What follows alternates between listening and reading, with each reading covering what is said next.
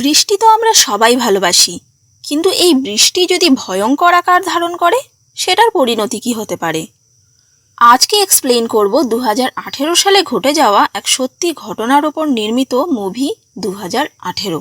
মুভির এরকম নাম হওয়ার কারণ এই ঘটনাটি ঘটেছিল 2018 সালে। এই সিনেমাতে অনেকগুলি ছোট ছোট গল্প দেখানো হয়, বিভিন্ন পরিবারের গল্প। তাদের মধ্যে কারোর হয়তো পারিবারিক সমস্যার কারণে ডিভোর্স হতে চলেছে, কেউ বা নতুন ঘর বাঁধতে চলেছে, কারোর বা পরিবারে কেউ অসুস্থ, অথবা কেউ প্রতিবন্ধী।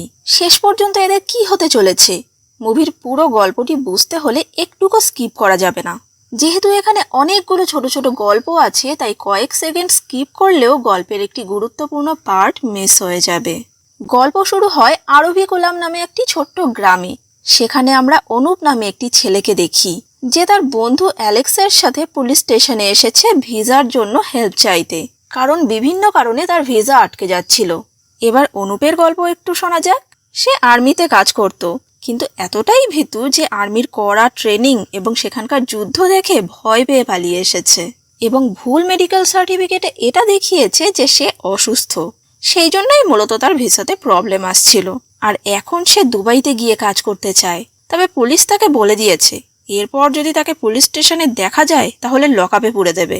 অগত্যা সেখান থেকে বেরিয়ে যায় অনুপ। সে একটি অন্ধ লোকের দোকানে প্রত্যেক দিন যায় এবং তাকে কাজে সাহায্য করে, আর রাস্তায় কি হচ্ছে না হচ্ছে সেটা তাকে কমেন্ট্রি করে বলতে থাকে। এই ধরুন দোকানটি তো স্কুলের সামনে, তাই স্কুলের বাচ্চারা কে কিভাবে আসছে সেগুলি অনুপ সেই লোকটিকে এমনভাবে মজা করে বলে যে গল্প শুনে লোকটির মুখে হাসি ফুটে ওঠে। এরপর অনুপ রমেশ নামে একজনকে ভয়েস মেসেজ পাঠায় তার ভিসা তৈরির ব্যাপারটা দেখার জন্য। এবার আমরা রমেশের স্টোরি দেখতে পাবো। রমেশ আবুধাবিতে একটা অফিসে কাজ করে। রমেশ যখন ফোনটা তুলে অনুপের ভয়েস মেসেজ শোনে তখনই তার শ্বশুরের ফোন আসে। রমেশের স্ত্রী অনুর বাবা চায় রমেশের সাথে তার মেয়ের ডিভোর্স হয়ে যাক, তবে অনুকে দেখে মনে হচ্ছিল সে এটা চায় না। রমেশের বাড়িতে রমেশের বাবা এবং মা থাকে। তার মা ছেলেকে ফোন করে বলে যে অনু অর্থাৎ তার ছেলের বউ বাড়িতে আসছে না কেন। রমেশ কোনোভাবে কথাটিকে কাটিয়ে দেয়। এর কিছুক্ষণ পরে রমেশের মা আবার তার ছেলের বউ অনুকে ফোন করে, আর ফোনে কথা বলতে বলতে সে পা পিছলে পড়ে যায়। এবার আবার অনুপের গল্পে ফিরে আসি। আগেই বলেছি যে অনুপ একটা দোকানে কাজ করে, আর সেই দোকানটা একদম স্কুলের সামনে। সেখানে মঞ্জু নামে একজন নতুন স্কুল টিচার আসে। সে অনুপের কাছ থেকে এক প্যাকেট চকলেট কিনতে আসে। মঞ্জুকে অনুপের প্রথম দেখাতেই খুব ভালো লেগে যায়। এরপর মঞ্জু স্কুলে গেলে পুরনো টিচার তাকে স্কুলের দায়িত্ব বুঝিয়ে দেয়। তবে স্কুলের অবস্থা এতটাই খারাপ যে ছাদের থেকে টালি ভেঙে পড়ছে। অনুপ সবাইকে ভীষণ হেল্প করে এবং স্কুলের টিচার আর বাচ্চাদের সাথেও তার খুব ভালো পরিচিতি। মঞ্জুরও অনুপকে ভালো লাগতে শুরু করে। একদিন মঞ্জু একটি দরকারে অনুপের সাথে কথা বলতে আসে, তো অনুপ তাকে জিজ্ঞাসা করে যে তারা একসাথে কফি খেতে যেতে পারে কিনা। মঞ্জু এতে কোনো আপত্তি করে না। ধীরে ধীরে দুজনের মধ্যে বন্ধুত্ব বেড়ে ওঠে। একে অপরের সাথে ফোনে কথা বলতে শুরু করে। এসব দেখে দুজনের বাড়ির লোক ওদের সম্পর্কের কথা জানতে পারে। বাড়ির লোকে তাদের সম্পর্ক নিয়ে কোনো আপত্তি ছিল না। তারা বর্ষাকাল চলে গেলে মঞ্জু এবং অনুপের বিয়ে দিতে চায়। এরপর আমরা সেতুপতি নামে একজন লরি ড্রাইভারকে দেখতে পাই, যে ট্রাক নিয়ে মাদুরাই হাইওয়ে দিয়ে যাচ্ছিল। রাস্তার মাঝখানে টিভি নিউজ রিপোর্টার নুরার গাড়ি দাঁড়িয়েছিল। তারা সেখানে গাড়ি দাঁড় করিয়ে আশেপাশের ছবি নিতে গিয়েছিল। সেতুপতি রাস্তার মাঝখানে এভাবে গাড়ি দেখে খুব বিরক্ত হয় আর গাড়ির পাশ দিয়েই চলে যায়, যার জন্য গাড়ির সামনের আয়নাটি ভেঙে যায়। এটা দেখে নুরার পুরো টিমের ভীষণ রাগ হয়। এর পরের সিনে আমরা কয়েকটা বাচ্চা মেয়েকে দেখতে পারি। তাদের মধ্যে একজন বোতলে কুচি পাথর ভরে জল ফিল্টার করার চেষ্টা করছিল। সে হলো সেতুপতির মেয়ে।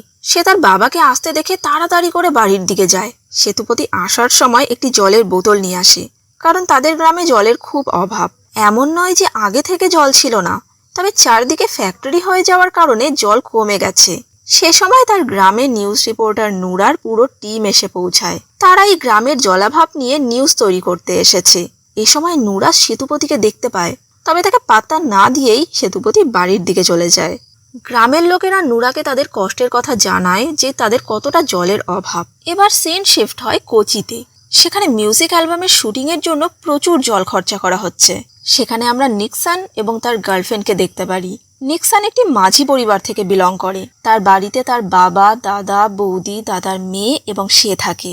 তবে সে বাড়িতে বেশি একটা থাকে না এবং মাছ ধরার কাজটিকে একদম পছন্দ করে না। সে মডেল হতে চায়।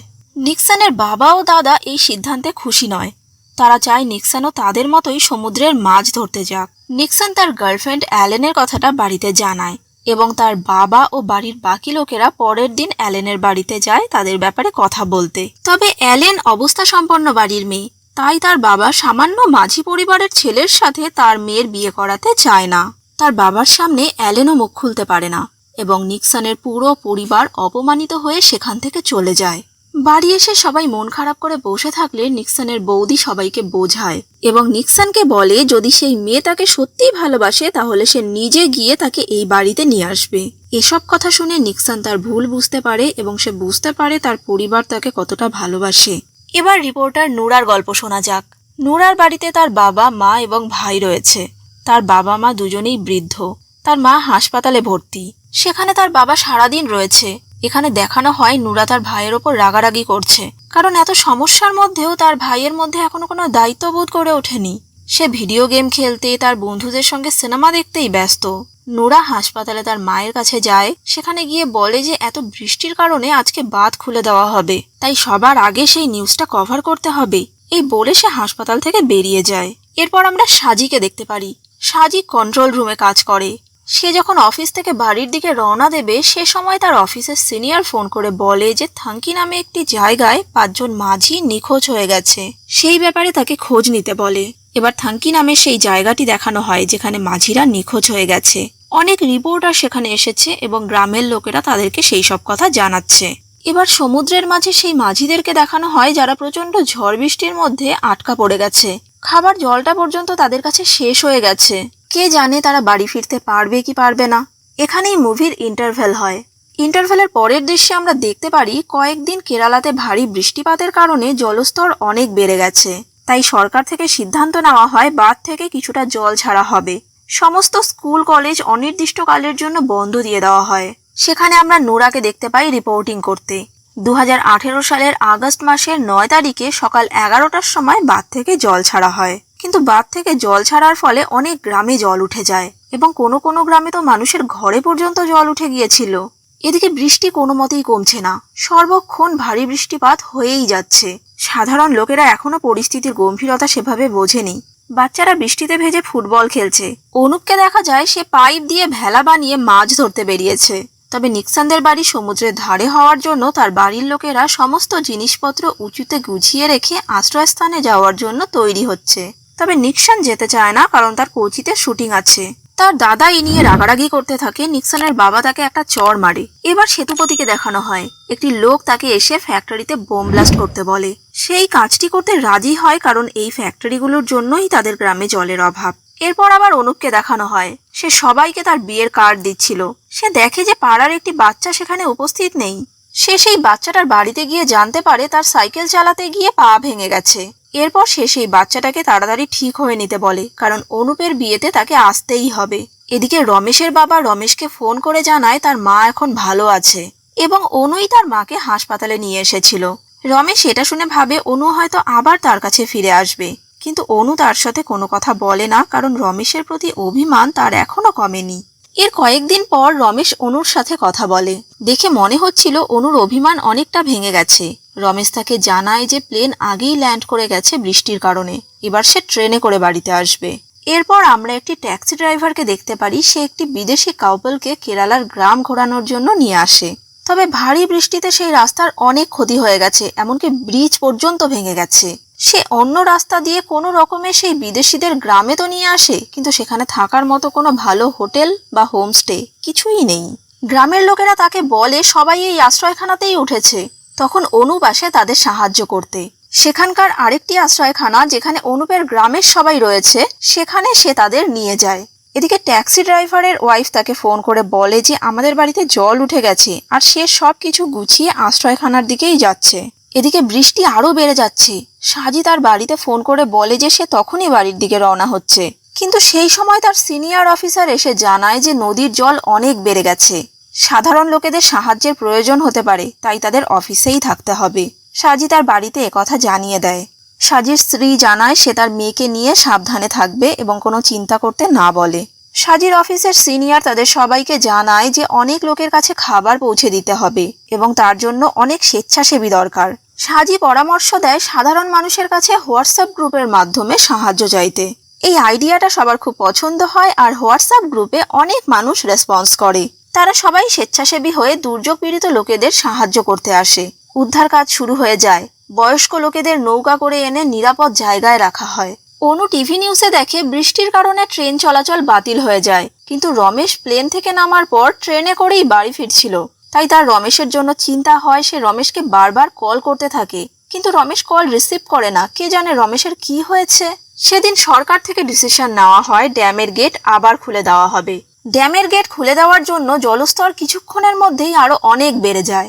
অনেক লোক তাদের নিজের বাড়ির ভেতরেই ফেসে যায়, কারণ ড্যামের গেট যে খোলা হবে এ ব্যাপারে সাধারণ মানুষকে কিচ্ছু জানানো হয়নি। সেই জন্য তারা সেই মতো প্রস্তুতি নিয়েও থাকতে পারেনি। সবাই সরকার থেকে সাহায্যের জন্য ভিক্ষা চায়, কিন্তু মিলিটারি আর আর্মি আসতে আরো একদিন লেগে যাবে। তখন আমরা দেখতে পারি নিক্সনের বাবা এবং দাদা বাকি মাঝিদেরকে বলে তাদের নৌকো নিয়ে দুর্যোগ পীড়িত মানুষদের সাহায্য করা উচিত। এই কথা সরকার পর্যন্ত পৌঁছায় এবং তারা তাদের নৌকাগুলিকে ট্রাকে করে সেই এলাকায় পৌঁছে দেয় যেখানে বড় বন্যা হয়েছিল। তাদের এই প্রচেষ্টা টিভি নিউজে দেখানো হয়। সবাই তাদের খুব প্রশংসা করে। এ সময় আমরা নিক্সনকে দেখতে পারি, সে বাড়ি ফিরে এসেছে। এদিকে বন্যার জন্য সবথেকে বেশি কষ্ট হয়েছে বয়স্ক লোকেদের এবং বাচ্চাদের। উদ্ধার কার্যও চলছে পুরো দমে। প্রচন্ড বৃষ্টির জন্য ট্রেন পর্যন্ত বন্ধ হয়ে যায়।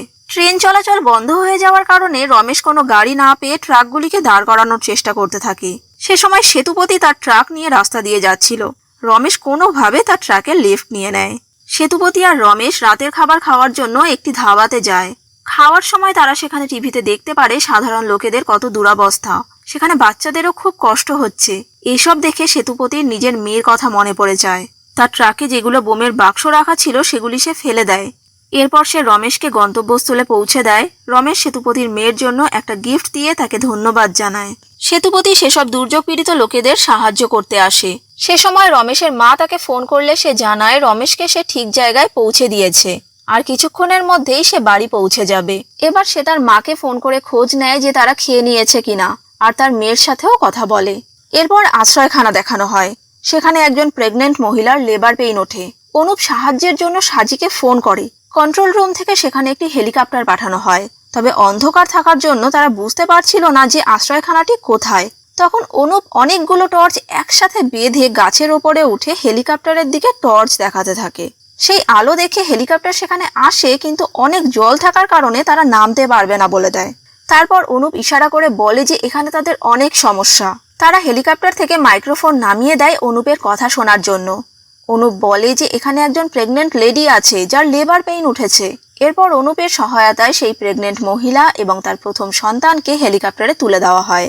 অনুপের এই কাজের জন্য সবাই হাততালি দিয়ে তাকে বাহবা জানায়। এবার অনুপের গ্রামের সেই ছেলেটিকে দেখানো হয় যার পা ভেঙে গিয়েছিল। তার নাম হলো অভি। আমরা দেখতে পারি অভিকে তার মা খাইয়ে দিচ্ছিল। সে সময় হঠাৎ লোডশেডিং হয়ে যায়। তাদের ঘরেও জল ঢুকে পড়েছিল এবং একটি গাছ দরজার সামনে পড়ে দরজা বন্ধ হয়ে যায়। অর্থাৎ তাদের ঘর থেকে বেরোনোর মতো কোনো অবস্থাই নেই।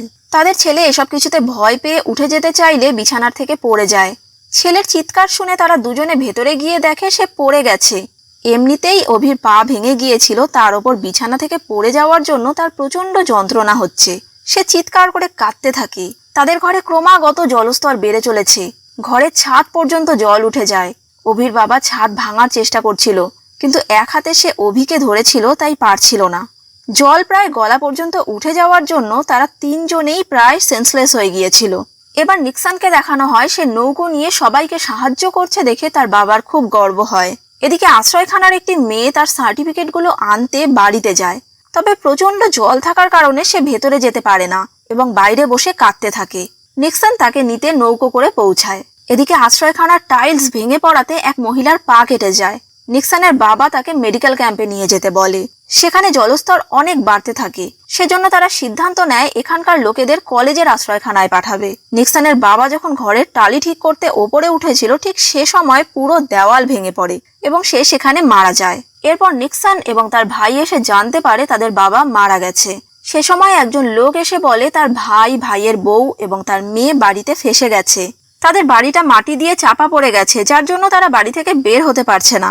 শোকাহত দুই ভাই ঠিক করে তারা সেই লোকটির সাহায্য করবে। নিক্সনরা সেখানে গিয়ে সেই লোকটির ভাইকে ফোন করে বলে তারা তাকে ফোন করবে, কিন্তু ফোনটা যেন সে না রিসিভ করে, কারণ রিংটোনের আওয়াজ শুনেই তারা বুঝতে পারবে যে তারা কোথায় আছে। এরপর তারা সেই লোকগুলিকে সেখান থেকে উদ্ধার করে। সাজিয়ে এ সময় কন্ট্রোল রুমে টিভিতে দেখে যে একটি নতুন তৈরি বাড়ি ভেঙে জলে ভেসে যাচ্ছে। টিভি রিপোর্টার বলছে যে এই বাড়ি থেকে কাউকে খুঁজে পাওয়া যায়নি। সাজির এই কথাটা শুনে ঠিক কিরকম মনের অবস্থা হয়েছিল সেটা আর বলার অপেক্ষা রাখে না, কিন্তু মনের এই অবস্থা নিয়েও তাকে তার দায়িত্ব পালন করতে হবে। এবার অনুপকে দেখানো হয় সে তার গ্রামে কিছু খাবার দিতে এসেছিল। গ্রামের সবাই কলেজে আশ্রয় নিয়েছে, সেখানে তখনও জল ওঠেনি। সেখানে অনুপের সাথে মঞ্জুর দেখা হয়। অনুপ জানতে পারে অভি সেই আশ্রয়খানাতে নেই। মঞ্জু জানায় যে তাদের খুঁজতে যাওয়া হয়েছিল, কিন্তু কোথাও তাদের পাওয়া যায়নি। অনুপ এটা শুনে গ্রামের ভেতরে যায় তাদের খুঁজতে। সে যখন অভির বাড়ির সামনে গিয়ে তাদেরকে ডাকে, অভির বাবা সেই ডাকের উত্তর দেয়। যদিও জোরে বৃষ্টি পড়ছিল, তবুও অনুপ সেই ডাক শুনতে পারে। সে ঘরের সামনে গিয়ে বোঝার চেষ্টা করে যে আওয়াজটা কোন দিক থেকে আসছে। এরপর সেই জায়গার চাল ভেঙে তাদের উদ্ধার করে। ওরা ভাবতেও পারেনি যে তারা বাঁচতে পারবে। অনুপ তাদের নৌকাতে তুলে দেয়। এদিকে তারা যখন নৌকো করে আশ্রয়খানার দিকে যাচ্ছিল, তখন দেখে সেই অন্ধ লোকটি বাইরে দাঁড়িয়ে আছে। আসলে তার বাড়িতে একটি বিড়াল ঢুকে পড়েছিল, আর সে ভাবে কেউ হয়তো তার বাড়ির সামনে এসেছে, তাই সে এগিয়ে যায়। অনুপ তাকে চিৎকার করে এগোতে না বলে, কারণ সামনেই অনেক জল। কিন্তু বৃষ্টির কারণে সে কিছু শুনতে পারে না এবং এগিয়ে গিয়ে জলে পড়ে যায়। অনুপ তাকে বাঁচাতে জলে ঝাঁপ দেয়। অভি এবং তার বাবা মা তখনও নৌকাতেই বসেছিল। অনুপ সেই অন্ধ লোকটিকে নৌকা পর্যন্ত পৌঁছে তো দেয়, কিন্তু সে আর জল থেকে ওঠে না। হয়তোবা অনুপ মারা গিয়েছিল। এরপর কিছুদিন পরের ঘটনা দেখানো হয়। তখন বৃষ্টি থেমে গেছে, জলস্তরও নেমে গেছে। আমরা দেখতে পারি সেই বিদেশি দম্পতি বাড়ি ফিরে যাচ্ছে। বাড়ি ফেরার সময় তারা ট্যাক্সি ড্রাইভারকে বলে এই কদিনের অভিজ্ঞতা তারা কোনোদিনও ভুলবে না। নিক্সন এখন মাঝির কাজটিকে ঘৃণা করে না। এরপর দেখা যায় মঞ্জু বাসে করে বাড়ি যাচ্ছে। যাওয়ার পথে সে দেখে অন্ধ লোকটি একটি জায়গায় বসে আছে, আর বাচ্চারা সেখানে গোলাপ ফুল দিয়ে যাচ্ছে।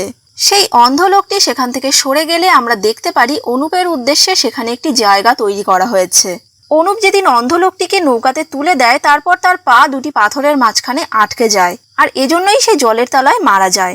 মুভিটা শুরু হয়েছিল অনুপকে দিয়ে, আর সেই ভয়ঙ্কর বন্যা পরিস্থিতিতে সবাইকে সাহায্য করতে গিয়ে শেষে নিজের প্রাণটাই হারালো।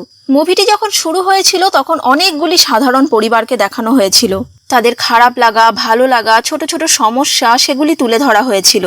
কিন্তু প্রাকৃতিক বিপর্যয়ে তারা সবাই সবার সাথে ছিল এবং নিঃস্বার্থভাবে সব মানুষের সাহায্য করছিল। সিনেমার একটি দৃশ্যে দেখানো হয় সেই প্রেগনেন্ট মহিলাটির বাচ্চা হয়েছে এবং সে তার দুই সন্তানকে নিয়ে ছাদে কাপড় মেলতে উঠেছিল। সে সময় আকাশে হেলিকপ্টার যাচ্ছিল। তার মেয়ে সেই কাপড়গুলি দিয়ে বড় করে থ্যাংক ইউ লিখে হেলিকপ্টারের উদ্দেশ্যে হাত দেখায়। মিলিটারি এবং আর্মি অফিসারদের ভূমিকা না থাকলে এই দুর্যোগ হয়তো আরো ভয়াবহ রূপ ধারণ করত। শেষে 2018 কেরালার বন্যার কিছু রিয়েল ফুটেজ দেখানো হয়। এই মুভির ভিডিওগ্রাফি খুব সুন্দর। একটি প্রাকৃতিক বিপর্যয়ের দৃশ্যকে বাস্তবিকতার সাথে তুলে ধরা হয়েছে। ফার্স্ট হাফে সাধারণ মানুষের জীবনযাত্রা সম্বন্ধে দেখানো হয় এবং সেকেন্ড হাফ থেকে প্রাকৃতিক বিপর্যয়ের ফলে মানুষের কী দুরবস্থা হয়েছে সেটা তুলে ধরা হয়। ইন্টারভেলের পর থেকেই টান টান উত্তেজনা থাকে এবং ব্যাকগ্রাউন্ডে কন্টিনিউ বৃষ্টির শব্দ হতে থাকে। যারা এখানে অভিনয় করেছে তাদের অভিনয়ও ভীষণ ভালো এবং বাস্তবিক। আজকের মুভির এক্সপ্লেনেশনটি আপনাদের কেমন লাগলো কমেন্ট করে জানাবেন, এবং নেক্সট কোন মুভি শুনতে চাইছেন সেটাও আমাকে কমেন্ট করে জানালে আমি সেই মতো ভিডিও বানানোর চেষ্টা করব। আর আজকের ভিডিওটা দেখার জন্য অবশ্যই আপনাদের সবাইকে অসংখ্য ধন্যবাদ।